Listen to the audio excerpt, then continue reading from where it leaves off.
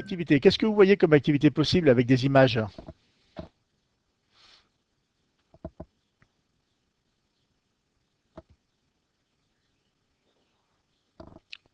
Les enfants, les adultes, enfin toutes les personnes qui. Là, j'ai pris des exemples avec des enfants parce que c'était plus coloré, quoi, c'est plus sympa pour la conférence, mais les activités elles-mêmes sont les mêmes, hein. Pas exactement les mêmes d'un point de vue notion, mais les mêmes d'un point de vue manipulation.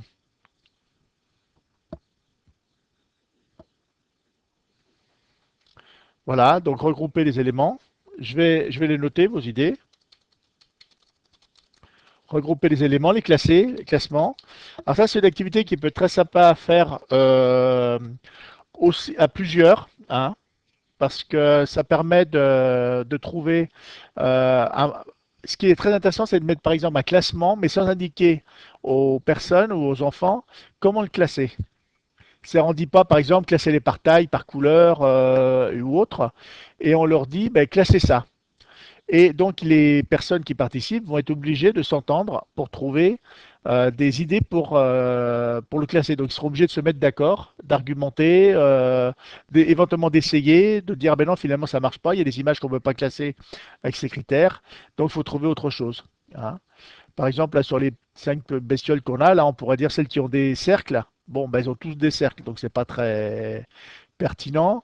Celles qui ont du noir, par exemple, donc il y en a 3 qui ont du noir. Bon, celles qui ont des pattes, celles qui n'ont pas de pattes, celles qui ont des chaussures, celles qui n'ont pas de chaussures. Vous voyez, on pourrait trouver plein de critères de classement. Donc on pourrait presque faire de la philosophie avec, hein, en fonction de la couleur des yeux. Par exemple, là, celle-là a des yeux bleus. Est-ce qu'on la met avec les autres ou pas? Ceux qui volent, ceux qui ne volent pas.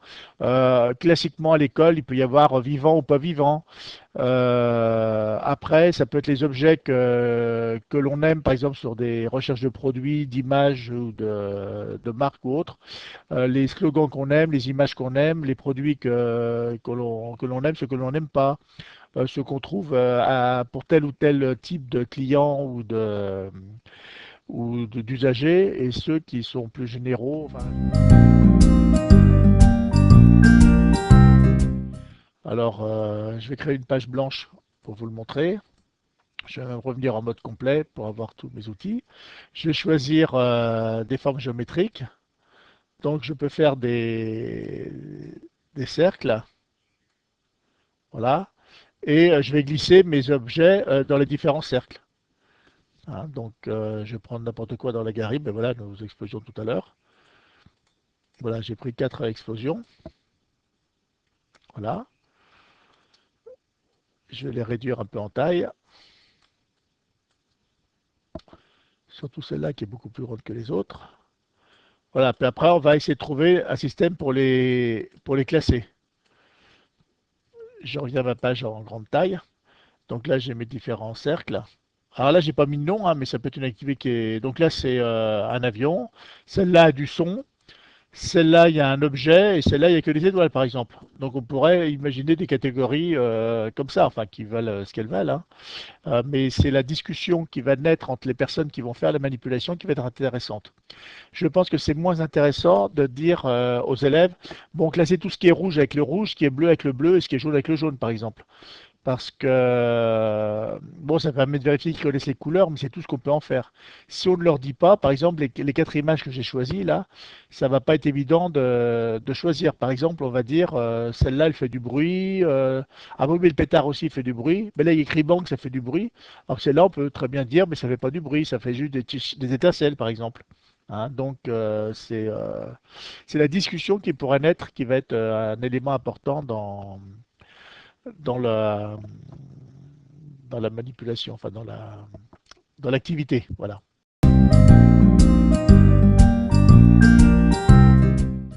Donc une autre activité très fréquente, c'est de légender une image, hein.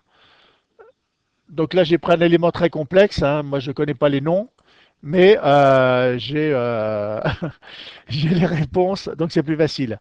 Donc on peut le faire avec des éléments plus simples et puis écrire sous la dictée. Alors là, c'est une image à vocation un petit peu scientifique.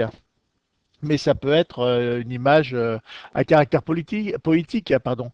Je vois une image, qu'est-ce que ça m'évoque? Les petits oiseaux, une chanson, enfin, je veux dire, ça peut être aussi un support à la création artistique de faire une sorte de brainstorming avec les éléments qui apparaissent. Donc là, il suffit de mettre une image et après, on peut créer des flèches, des liens, hop, puis on écrit le texte qu'on veut au bout de la flèche, donc soit à la main, soit avec le clavier. Voilà. Donc c'est très facile à légender. Qui connaissent pas, qui ne savent pas encore lire, seront représentés par une image. Et on peut aussi faire de la création, puisqu'on peut remplacer un mot par un autre. Donc là, je vais enlever explosion pour avoir plus de choix dans mes images. Voilà, un grand moteur à explosion. En plus, c'est pour ça que j'ai dû penser à explosion. Voilà, je choisis une image quelconque dans la galerie. Ouais, il y en a plusieurs milliers, hein, donc on a de quoi faire. Donc il y a eu un grand Coca-Cola.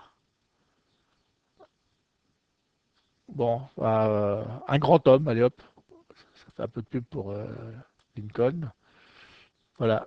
Il y a eu un grand homme, par exemple, hein, voilà. Donc on a écrit une phrase différente avec juste en choisissant un élément d'iconographie différent. Donc une autre possibilité aussi, c'est d'afficher des, euh, des images. On l'a déjà vu dans une autre conférence à partir d'une boucle pardon, entre l'Ardèche et la Drôme. Hein, donc bon, je n'ai pas repris la même image, j'en prends une autre. Hein, c'est une lecture de paysage. Hein, donc analyser une image, c'est quelque chose qui est extrêmement intéressant, hein, pour aider à la comprendre. Donc on s'aperçoit par exemple ici, il y a des vignes dans cette zone-là, comme ça, mais il y en a ici aussi, enfin il y en a partout en fait des vignes, hein, sur l'image, on va pouvoir dessiner. Donc ça, les vignes, ça peut être un élément qu'on peut faire ressortir. Il y a les chemins, les routes, les chemins. Donc on en voit ici, on en voit là, on peut distinguer après les différentes catégories. Hein. Il y a ici, voilà, là il y en a, enfin je ne vais pas toutes les faire, hein, parce qu'il y en a beaucoup. Donc il y a les routes et les chemins. Après on peut regarder les éléments de paysage, par exemple les massifs montagneux derrière, voilà, etc., etc. Et ce qui est intéressant, c'est qu'une fois que j'ai tracer tous ces éléments, je peux supprimer l'image de fond et garder que la schématisation. Bon, là, ce que j'ai fait est bien sûr trop grossier, hein, mais c'est juste pour montrer le principe. Je garde la schématisation.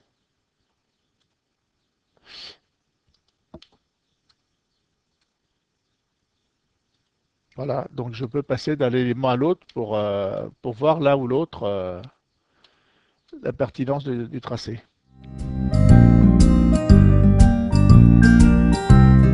Donc on peut la raconter à partir d'une image comme si c'était une image fixe, mais c'est en plus une image qui permet de bouger les éléments. Hein. Donc le dragon et le chevalier ont été détourés avec le petit outil de détourage du logiciel. Donc on voit que c'est pas un détourage professionnel, on voit un petit peu de blanc autour du dragon, etc. Mais pour un usage scolaire, ça suffit. Après, si vraiment on est maniaque, on veut un usage parfait, on utilise un logiciel spécialisé. Mais je n'encourage pas les enseignants à le faire parce que le but, c'est pas qu'ils perdent du temps à faire les préparations, c'est qu'ils aient un élément correct pour leur usage en classe.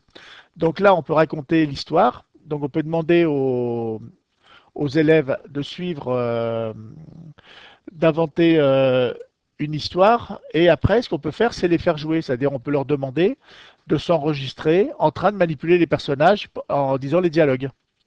Hein, c'est une autre possibilité. Donc, à la fois, là, on pourrait noter des idées. Par exemple, qu'est-ce qu'on voit sur cette image? On voit un dragon. Donc, on va écrire un dragon.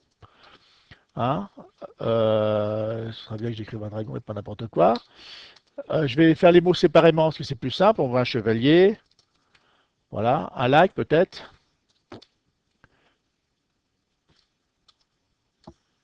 Voilà, donc on peut les écrire à la main ou les reconnaître comme ça. Et à partir de ces mots identifiés, je peux créer, avoir le vocabulaire ou l'orthographe des mots pour une histoire.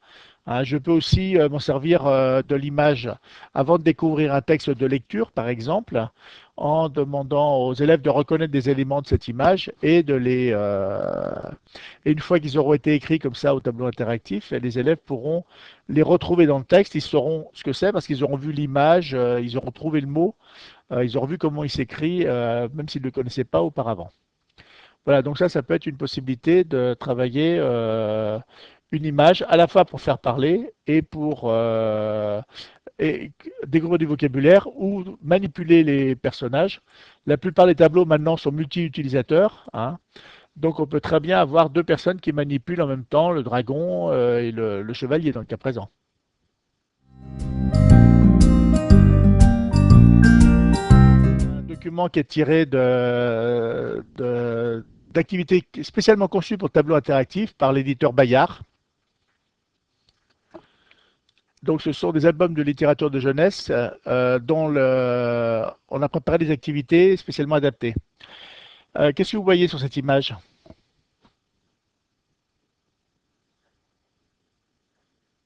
Voilà. Donc, il s'appelle Pablo, parce que là, ils ont choisi de le laisser qui s'appelle Pablo. Et vous voyez, il y a un petit i sur la gauche, là. Hein. Donc, je tirais dessus et, et ça décrit des exemples d'activités qu'on peut faire avec. Ça sert un petit peu de petit pense-bête. On l'a caché sur le côté de l'image, hein, ce qui permet aux enseignants de se rappeler un petit peu ce qu'il faut faire. Et même un enseignant qui fait ses propres documents, ça peut être intéressant de le faire parce que d'une année sur l'autre, s'il veut réutiliser le même document, il risque de plus se rappeler de de pourquoi il avait créé telle ou telle page. Donc ça peut être utile de se cacher des petits pense-bêtes comme ça sur les côtés. Donc là, les élèves peuvent prendre la même attitude. Et donc là, c'est pour des jeunes enfants. Donc ils vont sentir que quand on croise les bras comme ça, c'est quelque chose qui ne va pas. Enfin, ils vont le voir, le sentir. Et si on regarde bien l'image, on s'aperçoit qu'ici, il y a quelque chose de particulier. Une main. Là, il y a une main là. Voilà, vous la voyez? Hein, donc, ça leur apprend à faire attention aux détails, etc. Et donc, j'ai vu cette main. Donc, cette main, qu'est-ce qui se passe derrière? Ah, c'est la main de la maman. Donc, on aura pu leur faire deviner de qui était la main. Alors maintenant, qu'est-ce qui se passe dans cette scène? Maintenant qu'on en voit un petit peu plus, on peut peut-être comprendre pourquoi le petit garçon n'est pas très content. Est-ce que vous avez des suggestions à faire? Il n'a pas rangé ses jouets, il a peut-être fait une bêtise, donc il se fait gronder, hein, donc ça peut être une possibilité. Je vais sortir l'élément d'indice de l'activité. Hein, voilà. Entourer le titre et lire qui dit ça, voilà. Enfin bon, donc ça c'était le je veux pas y aller de tout à l'heure. Hein. Donc qui disait je veux pas y aller, évidemment, c'est l'enfant. Hein. En fait, pour l'instant, c'est pas exactement ça. Vous voyez, le titre du livre est rappelé ici, je veux pas y aller. Hein. Donc, je veux pas y aller, il veut pas aller quelque part. Alors après, on peut demander aux élèves d'imaginer où ils ne veulent pas aller. Donc ça, c'est une séquence qui peut être assez intéressante parce qu'il y en a certains qui disent, je vais pas aller chez la grand-mère qui pique, je vais pas aller chez ceci, cela. Hein. Donc, ça peut être intéressant de savoir quelles sont parfois les phobies de certains gamins. Mais dans le cas présent, ce gamin-là, Pablo, il ne veut pas aller. Alors on va le voir bientôt. Donc c'est caché sous ce cache. Je ne veux pas y aller. Donc on va le savoir. Pour l'instant, on n'a pas encore l'indice. Ah pardon, je ne l'ai pas. Donc dans la suite de la présentation, on voit un cartable après. Hein. Donc en fait, c'est une fois qu'on a noté toutes les hypothèses des enfants, la seule hypothèse qui reste, c'est l'école, hein, puisqu'on voit ensuite un cartable. Hein.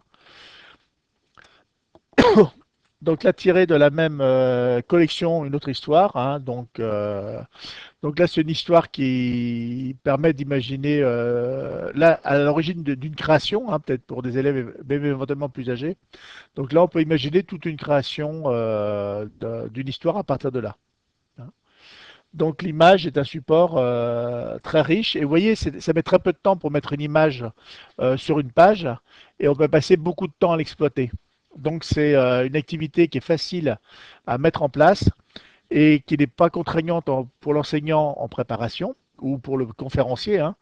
Et par contre, il va pouvoir permettre beaucoup d'allers-retours avec les élèves qui vont donner leurs différentes versions, leurs idées, et c'est ça qui sera intéressant à conserver après.